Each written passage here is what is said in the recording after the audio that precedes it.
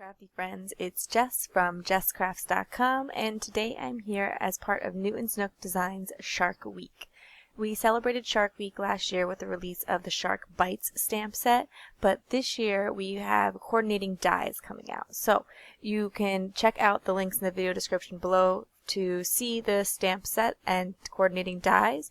And also there is a sale through the end of Shark Week, so that ends today, Friday, July 1st. But if you are interested in them, be sure to pick them up while they are discounted. For today's card, I am starting with a stencil to create a background. I thought that it would be fun to, rather than just make a sky and sea, to have a little bit of interest and pattern to it. So I'm using this stencil from My Favorite Things. I know the word abstract is in the name. I probably like abstract triangles or something like that. But any sort of mostly solid stencil will do, and it just creates a little bit of interest and a fun opportunity to do some watercolor painting. So I have my Koi Sketchbox watercolors here, and I am just painting all the little individual sections of the stencil. Another thing that I think would be super fun to do with the stencil, and you might even see it in the future, is to paint some different colors with it, like make a rainbow pattern with it, or make a design by following the lines of the stencil. I find this one to be a really fun stencil to use, and I will share in the video description another card that I made by following the patterns of the stencil, using it in a little bit less of a traditional way. And what I'm doing here is using a mostly dry brush. I don't want my brush to be too wet for several reasons. I am using the Tim Holtz watercolor cardstock because it is pure white. However, it doesn't allow you to work the paper as much. If you trying to get it wet or remove color, it just isn't as hardy of a paper as some others. And so I keep that in mind, but also I don't want the water leaking under the lines of the stencil, and so it's important not to have too much water so I can keep those crisp lines at the edges. So I'm keeping my brush mostly dry, but maybe dipping it into the water if the color isn't spreading as much as I'd like. And I'm also trying to get some interest and variation in the colors. And so by using a dry brush at the edges and spreading it out, sometimes you get that little harsher of a edge, and it adds a little bit of variation to the color. But also I am mixing it up and using a bunch of the different blues that are in the Koi Sketch watercolor box. You get a good amount of colors in the sketch box that I have, so there's not just one blue, there's a couple different ones. And of course with watercolors you can change the color simply by using it in a more concentrated form or a diluted form. And so when I create the sky, I will take advantage of diluting it essentially and making all of the colors a little bit lighter. I am not using any sort of fancy brush for this technique because I'm just painting little triangles. So I know sometimes people feel like, oh, they have to have like a real watercolor brush, but I think that you can do a lot of the crafty techniques with those cheap watercolor brushes that are out there. As you can see, I am lifting up my stencil throughout the project to get an idea of how much I've covered and if I like the results. And as I go to paint the top, I've switched over to a wider brush and a slightly different technique where I'm just sort of dragging the brush across. It isn't too wet, however, there isn't much color. Again, I don't want it to be too wet because it will leak under the sides of the brushes, but under the sides of the stencil. However, I really want a light color, and so I'm able to achieve that by just putting a little bit of paint there in the top of the palette and then adding a touch of water. For the sharks, I did some no-line watercoloring, and this is extremely time-consuming. Honestly, this whole card was pretty time-consuming, and this whole time I've been showing you the video at 4 times speed, and it's still a 10-minute video, so that kind of gives you an idea that this card took well over an hour, because I haven't even shown the painting of the second shark. But to do some no-line watercoloring, what I personally like to do is to stamp in antique linen distress ink.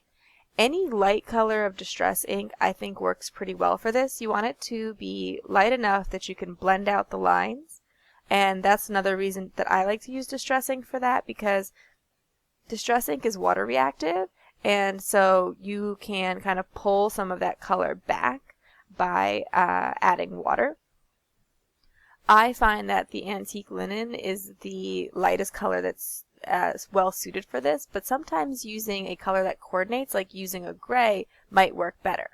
Something like the hickory smoke is probably too dark, but maybe something like pumice stone would be better in this instance. So, kind of work with what you have, but I personally do like the distress inks for the no-line watercoloring. And the lines are very faint, but I can see them. It's a little bit easier to see, in real life versus through the camera lens, but I think you can kind of see those faded lines there that are allowing me to guide my brush. And as I colored this shark, I am just using the dark gray that comes in the koi set. There is a black and then more of a gray. And so I'm taking advantage mostly of the dark gray from the set. And I am looking at images of a shark so that I can see where might the light go, because that's something that's a lot more tricky when you're dealing with like an ocean scene. However, then it kind of didn't matter because this shark winds up being jumping in the air, and you really can just kind of do what you want. But I liked to get an idea of where some shadows might go, because it's going to definitely be a little bit different when you're dealing with the light in the ocean and that sort of thing. But in order to create this, I am definitely taking my time. I am using a little bit higher quality of a brush in this instance, just because the higher quality brush does keep its really narrow point. However, if you have a small enough brush, it will certainly do the trick. That's basically the reason that I'm taking advantage of this brush here, the silver brush, is that I need a really fine point, because as you see towards the end right now, I am basically tracing the lines of the stamp in the black watercolor, partly to cover up the distress ink and to give it a little bit more definition, and partly so that it has a really it looks a little bit more like a traditional stamped image without stamping it in black. It's softer, so it's not like a full no line technique, because I am drawing those lines in there, but it just gives it a very different look than simply stamping the design down. And I can create much thinner lines with this paintbrush. And so I am drying it to make sure that I like the results, but also before I add any of the details, I need to make sure that it is completely dry. So I go back in and I trace the detail of the eyes and the gills, just because those get really, really lost and they're important to the look of the cartoon animals.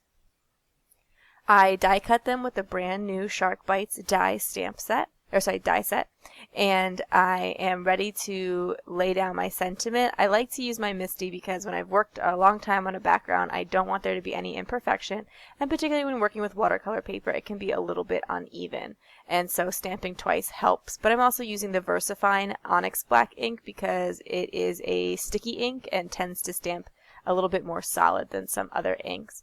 And I'm going to cut up some foam tape to apply my sharks just for a little bit of added dimension. And then I will have my scene complete. But you see there that I like to lay out the elements of my scene before stamping my sentiment. You wouldn't want to actually adhere them down because they are foam, and so that wouldn't work well with the MISTI or even usually with stamp blocks. But giving an idea of where they are is super helpful. And so then I'm just going to put that on some white cardstock, and that will be it for my card today.